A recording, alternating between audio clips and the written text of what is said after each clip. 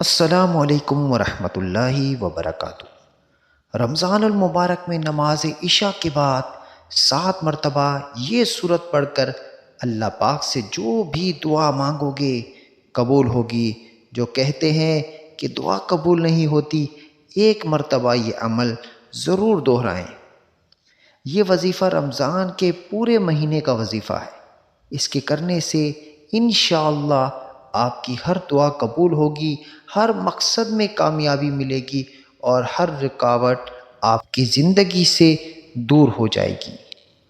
ماہ رمضان کے بارے میں ہمارے آقا صلی اللہ علیہ وسلم نے فرمایا کہ رجب اللہ کا مہینہ ہے، شعبان میرا اور رمضان میری امت کا مہینہ ہے۔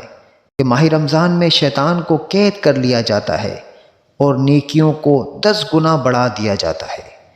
نفلوں کا ثواب سنتوں کے برابر، سنتوں کا ثواب فرضوں کے برابر اور فرضوں کا ثواب 10 گنا بڑھا دیا جاتا ہے۔ ماہ رمضان کی بہت زیادہ فضیلت ہے۔ نیکیاں لوٹنے کا مہینہ ہے اور اپنی گناہوں کو بخشوانے کا مہینہ ہے۔ وظیفہ پڑھنے کا طریقہ یہ ہے کہ اگر آپ کا کوئی مقصد ہے، حاجت ہے، تو آپ نے روزانہ نماز تراویح ادا کرنے کے بعد اسی جگہ بیٹھ کر 7 مرتبہ سورہ قدر پڑھنی ہے۔ پھر اپنے مقصد کے لیے اللہ سے دعا مانگنی ہے اور اس عمل کو آپ نے پورا رمضان کرنا ہے۔ روزانہ اسی طریقے سے آپ نے اس پر عمل کرنا ہے اور سورہ قدر پڑھنی ہے۔ وظیفے کے متعلق ضروری ہدایت سن لیجئے۔ اس عمل کو آپ نے پورے یقین کے ساتھ کرنا ہے۔ یقین میں کمی نہیں ہونی چاہیے۔